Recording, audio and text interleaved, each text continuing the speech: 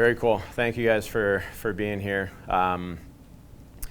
So I have a couple things I wanted to go through and talk about, and hopefully if there's questions, as we go along, I can answer any questions. But so I've worked at Goodhue for 10 years now, and my current role is the general manager of our Wolfeboro location.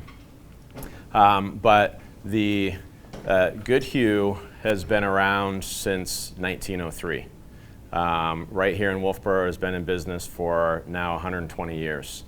And in the first 115 years, it was just Goodhue and Hawkins Navy Yard, which is, again, here in Wolfeboro. In about the last 5 years, we've added multiple other locations: Meredith, Shep Brown, Sunapee, a location on Ossipee, a location on Lake Sebago in Maine. Just recently in this last week, Smith Mountain Lake in Virginia, and another place in Newport Beach, California, on the other side of the country. So there's about 75 year-round full-time employees between all locations currently. And during the summer, spring, summer, and fall, that fluctuates, but we add a lot of seasonal help, which puts us up to about 150 employees throughout the season. And I see like a few of them here in the classroom, which is great. So it's a very interesting business, and there's a lot of different aspects to it. So has anyone not been over to Goodhue at all? You? Everyone else has actually been there, or has anyone been in a boat? Have you been? You've been over there? You've been over to Goodhue? So you haven't? So I only have two. Have you? Driven by? All right, so we have a quick little area video. Obviously, this is Lake Winnipesaukee. This right here is a storage building that also has our service department. It houses a lot of rentals. It houses, we can fit about 132 boats in that building. And then the showroom we just built 3 years ago, brand new showroom, and then these docks, these have boats that you can that are for sale, and so someone can come and test drive and learn and drive a boat if they're looking to buy one. So this is a quick little aerial video of the marina.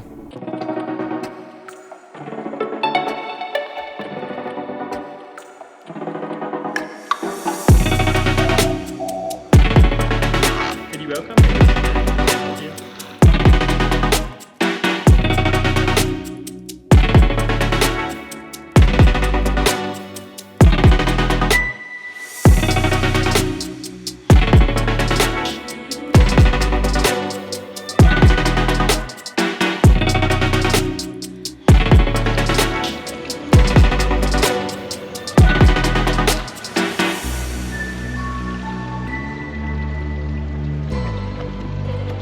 So there's a lot of boat moving that happens. So one of the things that we do a lot is boat moving and logistics.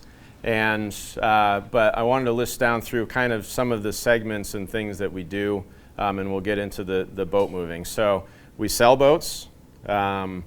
We rent boats. We have about 50 rental boats that people can rent for a week, a day, multiple weeks, from pontoons to bow riders.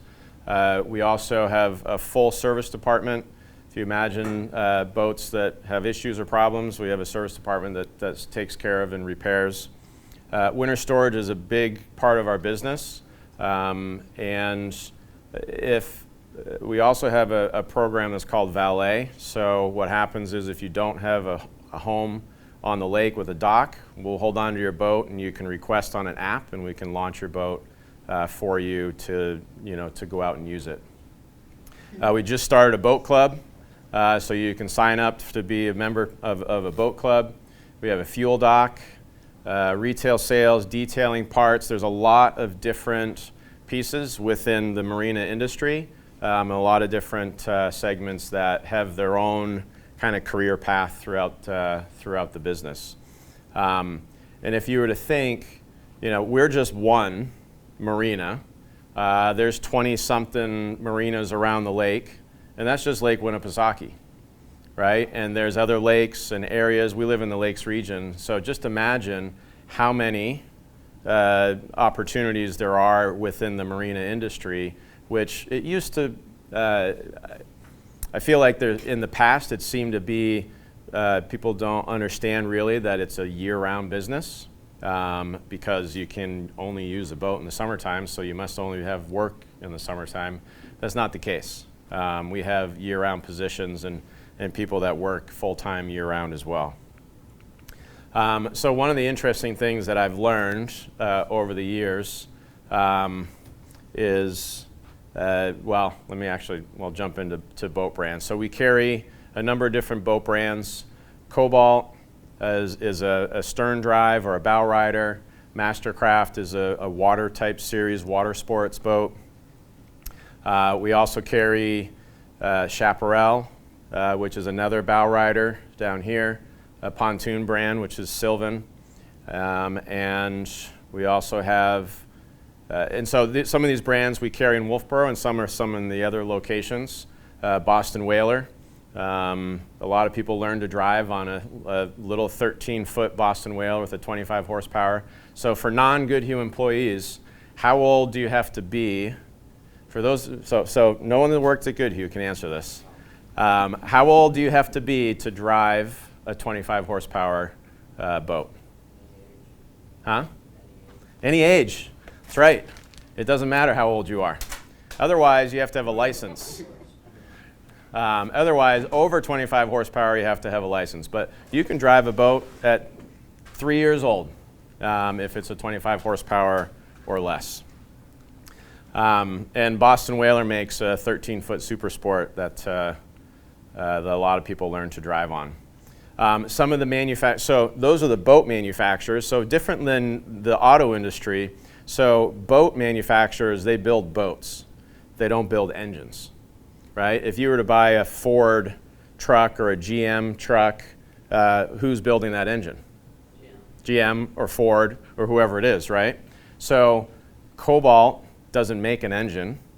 Boston Whaler doesn't make an engine. Mastercraft doesn't make an engine. So they use engine manufacturers like Mercury. So Mercury makes outboard motors, which, if you're not familiar with what an outboard motor is, that's an outboard motor. They just came out with a 600 horsepower motor, probably to the tune of about $50,000 a piece, would be my guess. Yamaha is another brand that we carry as far as boat or outboard motors. Volvo and Mercruiser. So who, and again, I have to kind of say, no Goodhue employees can answer some of these questions, but maybe I'll try and trick some of you later, is at the core of a Volvo engine, in an engine, what's the main portion of the engine? Like the inside main portion is what? An engine, like the engine block, right?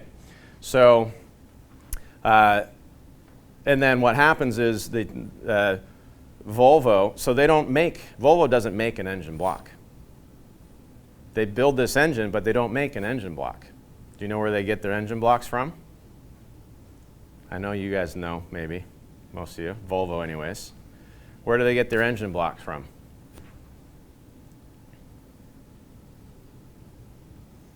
All right, Ryan. Isn't it Chevy? Yeah, General Motors. So inside that Volvo engine is a General Motors engine block.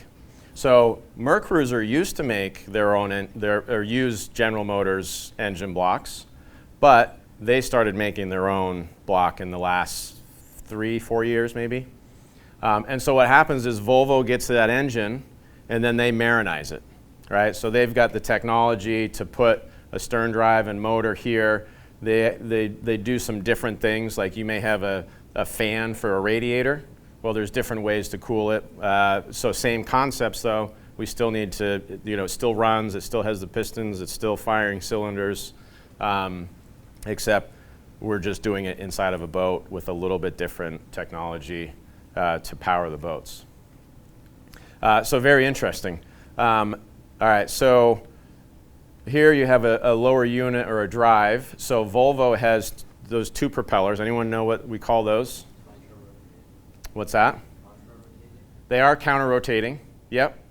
And so they spin one direction, right? They counter-rotate one direction to propulse you forward, and they counter-rotate the other direction to pull you backwards, right? So Volvo calls that their dual prop.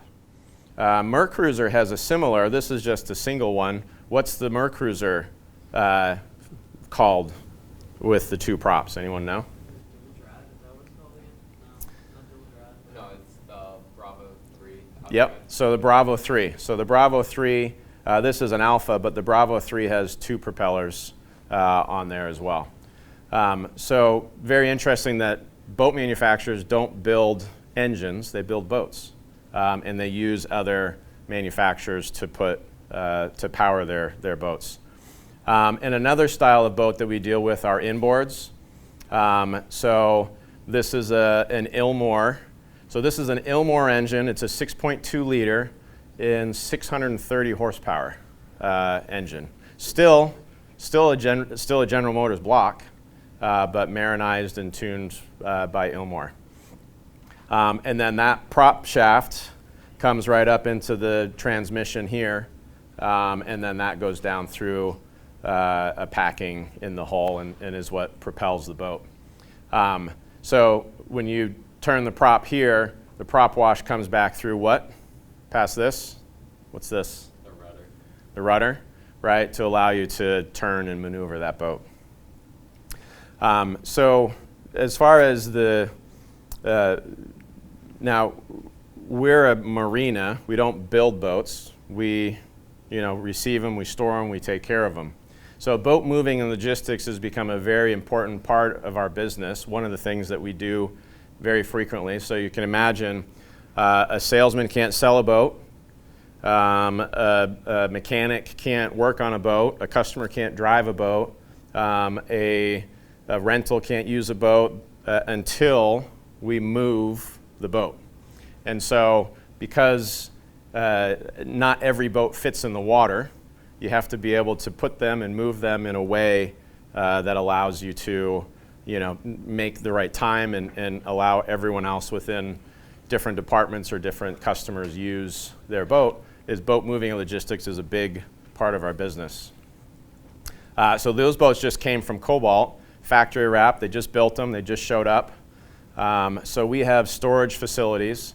And so when I say when you store boats, we store, I just counted them last week, we have about 850 boats that we store and service that are in winter storage this year. And a big piece of what we end up doing is these Marina Bowl, these Wiggins piece of equipment. They move boats up and down. They can put them in the racks. So this big one has a lift capacity of about 18,000 pounds. So, and that's at about 5 feet up off the ground. When you raise it up, and I'm just going to say the number is not exact, but when you raise it up to 10 feet, it drops down to 10,000 pounds. When you raise it up to 30 feet, it drops down to like 8,000 pounds. Why would that be? Because you have the hydraulics extended. So the hydraulics? Yeah. Yep. Extended. Right, so the capacity, if you have a heavy boat and you've brought it way up, but why? Why would that become unstable if you were to overextend that? Center of gravity. Right, the center of gravity all of a sudden goes forward. This back here is a big weighted, a counterbalance. And so the higher you take that boat, that center of gravity starts moving forward, so you have to be aware of how heavy of boats that you're lifting as to not tip forward. Another way we move boats is by trailer. Who can back up a trailer? All right, that's impressive. You guys being able to back up trailers is awesome. Who else can back up a trailer? Did you say? You raise your hand. Anyone else? Did I miss anyone? Ryan, you can back up a trailer. Is it easier to back up a really short trailer or a normal size trailer? Yeah, right? Like my lawnmower at home, I've got a little short trailer like this. It's a pain in the neck to back up. But, what's that? I said, or a jet ski. Or a jet ski trailer or a small super sport trailer. Those are really hard to back up. One of the other things that we move boats for, we participate in a boat show in Boston, which is coming up in January this year. And so we've taken as many as 25 or 30 boats down to Boston through the city of Boston. We brought them into a convention center, and we set up displays like this to market and sell boats at a boat show. But those boats, again, can't get anywhere, or you can't sell them or display them or do anything until somebody moves that boat.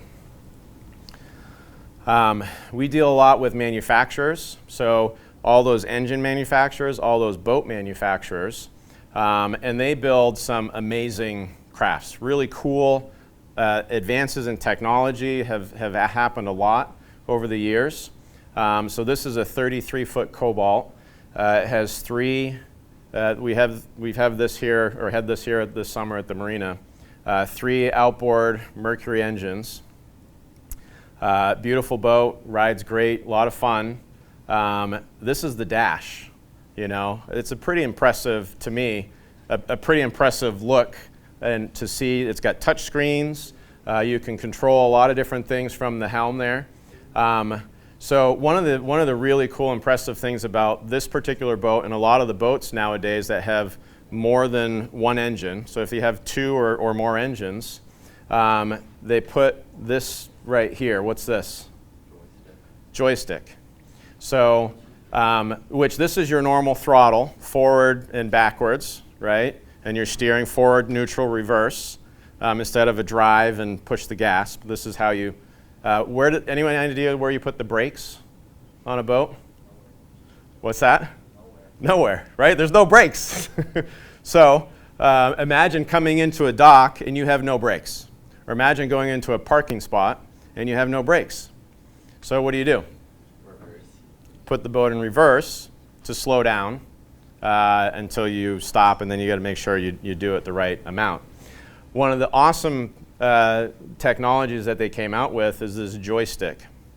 And so when you turn on that joystick, it locks your steering wheel, so you can't turn the steering wheel, and you can't use these throttles. You're now controlling it with that joystick. And so you can take that boat, and if it's just sitting still or moving, it doesn't matter. You can push the joystick sideways, and the boat will move sideways. You can turn it in a circle, and the boat will twist around in place. And it doesn't have any bow thrusters. No bow thrusters. So some boats may have bow thrusters or a stern thruster, but this boat doesn't. A lot of those boats don't. And so what happens is it'll take one motor, and the computer, so the technology and advances that have happened, the computer will take whatever direction you've moved that joystick, and it'll translate it into, okay, I'm going to move this motor this direction, this motor this direction, this one is going to go this direction. And the motors will move independently from each other, and one may be going forward, one may be going reverse. I don't know. I mean, the computer does all this stuff, behind the scenes. But by doing that, the motors will move independently from each other, the right direction for whichever direction you want that joystick to turn. You can go forward and twist. I mean, it's a 360-degree joystick, and it's pretty amazing technology that exists in boats. What's the hardest part about driving a boat? Docking, right? You're coming in too fast. I've seen it dozens of times out on the docks at Goodhue. Someone's coming in too fast, and they have this blank stare on their face of like, oh boy, what am I going to do? I'm in trouble. And sometimes I'll go out and yell, put it in neutral, turn left, go forward, and try and guide them through docking. But docking is the hardest part of boating. Anyone can drive a boat in the middle of the lake, right? Just go. It's easy. But docking, and imagine docking this. How much does this boat cost? Any ideas? Yeah, probably about $500,000, $600,000. And if you're coming in a dock, you don't want to bang that boat up, right? So joystick is some amazing technology that they've come out with. Anyone Goodhue employees know what a bilge pump is? Right? Everyone know back row, you know what a bilge pump is in a boat? No? Do you know in the back? All right, so a bilge pump, who wants to explain? Pumps water out of the bilge. All right, so what's a bilge? It's like the lowest part of the boat where water collects. Yeah, so the lowest part of the boat, probably down underneath the engine, you know, in a stern drive. So if you get water in a boat, is that a good thing? Depends. All right, hold on, don't go there yet. Right, if you get water in a boat, what's going to happen? Like if you get too much water, it could sink, it could raise up above the engine, right? It could cause problems with the engine. So you don't want water building up in the bilge of a boat. Well, guess what we do with these boats? Fill them with water. We pump them full of water. But they have a way to contain them within a tank because we're doing something, we're adding weight to the boat to do what to the water? To redistribute, to make bigger water or waves, or to displace, right? To displace more water so that you can make a bigger wave. And then we use some technology to manipulate that wave to make a nice little surf wave.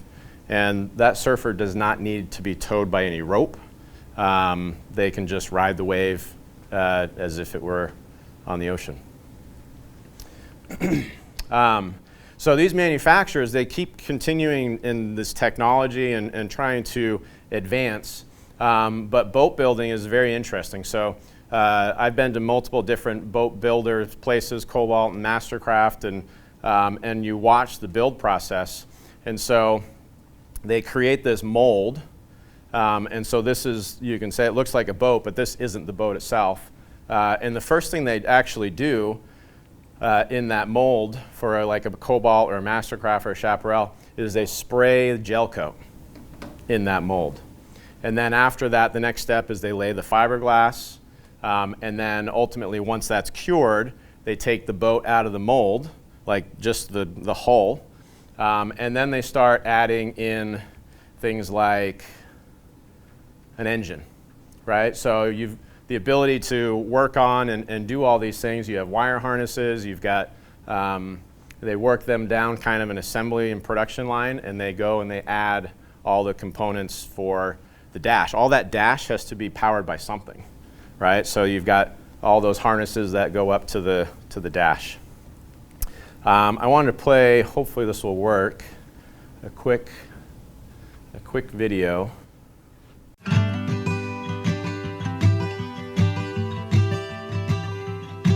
When we're doing product development is how can we make this better? What can I do or put myself in the customer's shoes to ensure this product is going to be great for them?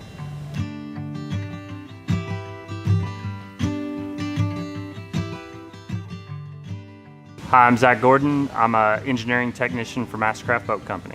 I've been with Mastercraft for 8 years. I've been at engineering for 3 years. Before I was in engineering, I was in our quality department. I was a lake tester, also a final finish inspector. Pretty much done a little bit of everything in my 8 years here. A typical day for me is basically any needs that the engineers have, any projects going on. So as far as the process of the boat building goes, I'm kind of a little bit in the middle between the early stages and also the final stages and upkeep. So I kind of get to be a part of the initial design, and then also we get to use the final product. We have one of every boat model on site for our engineering fleet. If we're going to test out a new product on the boat, we try it on our engineering fleet first so that we can validate it on the water before we release it to the customer. One of the reasons that I wanted to work at Mastercraft was my background in water sports. Growing up in Oklahoma, my mom skied, so I picked up skiing. As I progressed into my teenage years, I learned to wakeboard and really got passionate out of high school with wakeboarding and taking my riding seriously. And then that helped push me to want to pursue a career that was a hobby of mine. One of my favorite days working for Mastercraft was the 2022 Red Bull Double or Nothing event in Orlando, Florida. That was really the first event that we had our new 6.2 liter supercharged motor behind the X-Star, and I watched Travis Moy drive hundreds of double ups that day and watched the stoke of athletes of our own and also of other companies, really getting to experience what we've worked hard for, and I provided support to that. What handcrafted means to me is the fact that here in Vonore, this is the only place that Mastercrafts are made, and we have 3 and 4 generations of boat builders that have worked here and are currently working here, and I'm assuming there's going to be more generations to follow them. I'm Zach Gordon, and this is Mastercraft Handcrafted.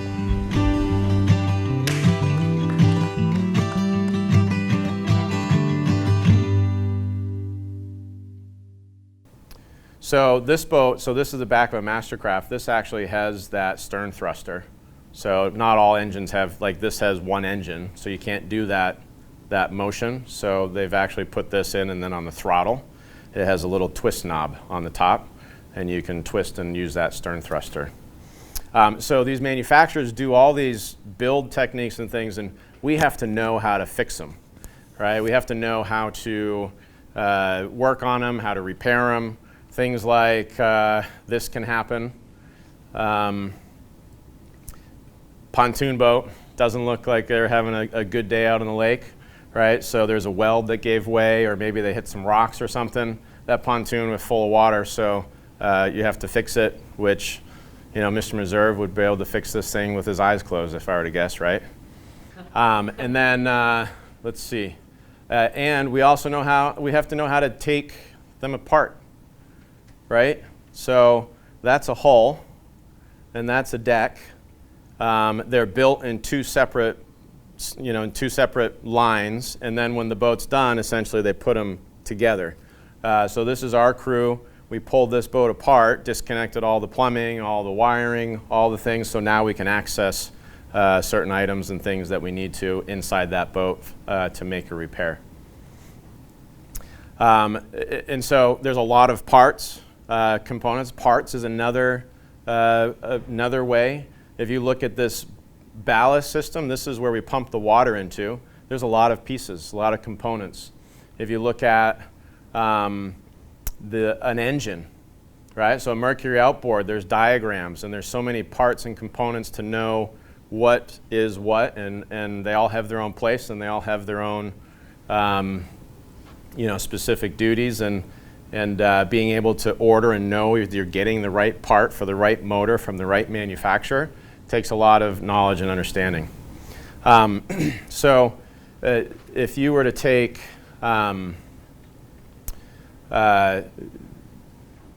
take those engines apart, so we've got boat moving, we've got service and repair, we have sales, we have parts. There's a lot of different careers within the marina industry.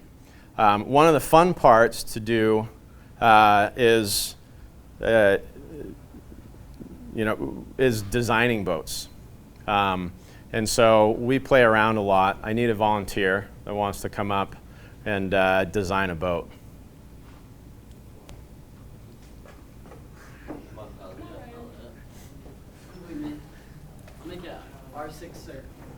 All right, so this is part of what we do. So typically our sales team will go in and say, hey, or it could be anybody. I mean, anybody could design a particular boat. Stand off to the side so everyone can see.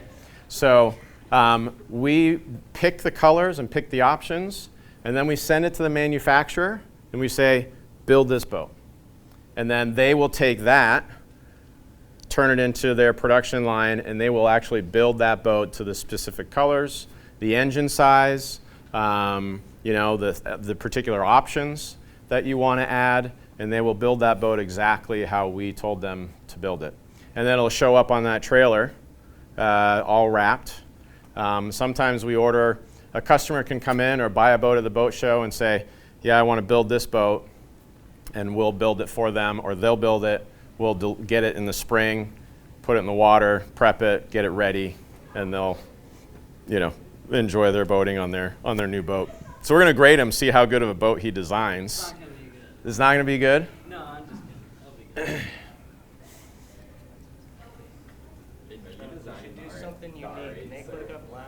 No, I'm not designing that. I just like the red stitches. Sometimes somebody may say, that's it. That's all I want. I've sat down with a lot of people to design boats. And you know what color they always, a lot of them pick? This is mostly cobalts over the years. Close. Black and one other color. Navy. Right? We've gone through all kinds of colors. Do you want red stripe? Do you want this? Do you want orange? Do you want gray? What do you like? And then I come back to like black and blue, and sometimes there's a red stripe or or something like that. But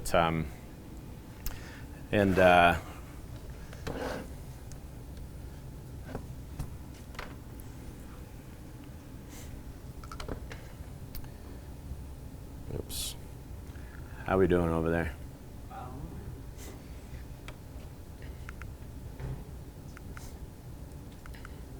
So likewise, we can also build a. What are their options to look at here? Is this it? Just this little. These. So what color do you got? Well, I just got black, navy, and then seats with that caramel color, and then red stitching. It's not that great. So black and caramel interior, blue stripe. So Maybe a white tower. so we're going to design a Mastercraft here as well. Maybe you guys can give me some input on some colors. And I don't know, maybe we end up ordering this boat. Yeah, we were making We'll see. some pontoons last night. We should make the rental ones for next year. We were doing that last night with the pontoons. Yeah, what's our rental? Ryan, you should help. You should help. You working on it. All right, what color do you want to put on the bottom here? Anyone? Throw out a color. Anyone? What do you got? Right here out of these. Red? All right, we'll do a red. Which one? The dark red? All right, this could be interesting. What color? Oops. There we go. All right, someone else pick the next one, which I think is right. Oh, our red disappeared, sorry. So we'll pick a color, red, check. All right, someone else pick another color. So we have some metallic, flashy colors in here. Anyone else? What do you got? What do you think? She started red, so we're Go with the red flake. a red flake? The lighter or the darker? I'll go with the gold. Gold? Yeah. Gold flake. All right. So next one up. I'll show you kind of where that's going to be. I think we go back to the red. So back to red. So like that. Right there. Yay, nay? Yeah? Literally a McDonald's. I think This is a Ronald. You guys have designed a Ronald McDonald boat. you got to do flake on the top. All right. So let's see. So this is going to be right across here. What are you going to put there? Black. Black? Like a black or a metallic black? Metallic. Metallic? Yay, nay? No? I'm hearing some no's here. I think the gold is like. So gold. I'm liking where you're going with the gold. There you go. That kind of ties in, right? Okay. And let's see. We can do a deck color, which is right up here. What would we do up there? Back to red? You sure you don't want to do like a tan or something? Back to red? Okay. All right, and back here. What are we going to put back there? A dark red flake? Let's look at it. Gold flake? Yeah. Is that, do we have a winner? Yeah? That ties in. That ties in better. And so we can pick this graphic right here. How are we doing on time? You want a gold one?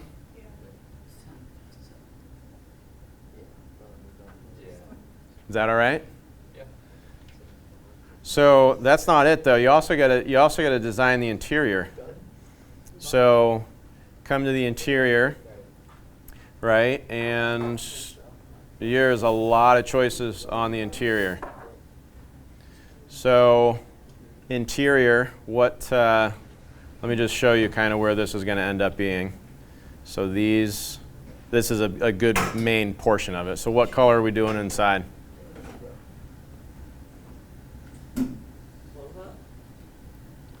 Tan. Is that going to clash with that Yeah. gold flake there a little bit? So maybe a lighter color? Or you could go a standard white and maybe some different accents. Oh, there you go. So we did the darker red.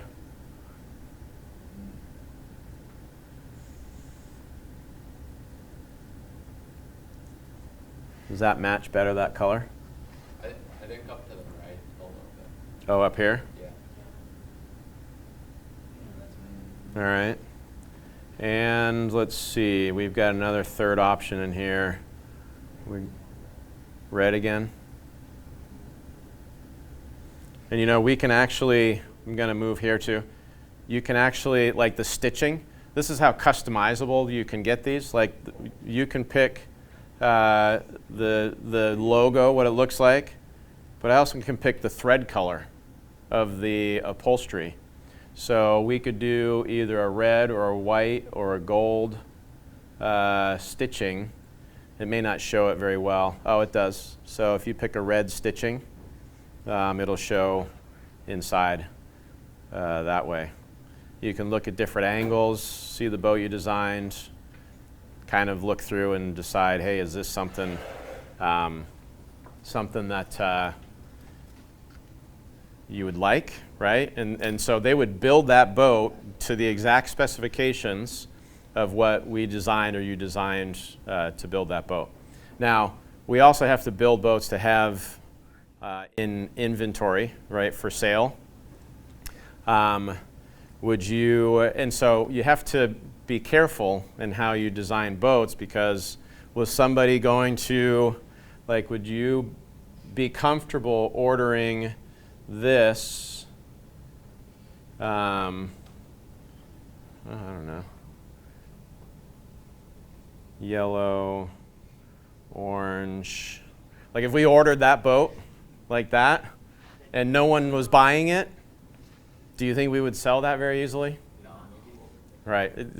You may have a challenge selling. So you have to be careful in what you order for inventory. Now, if somebody said, I want to build that boat, I would say, okay, you can pay for it first, and then we'll build it. But, yeah.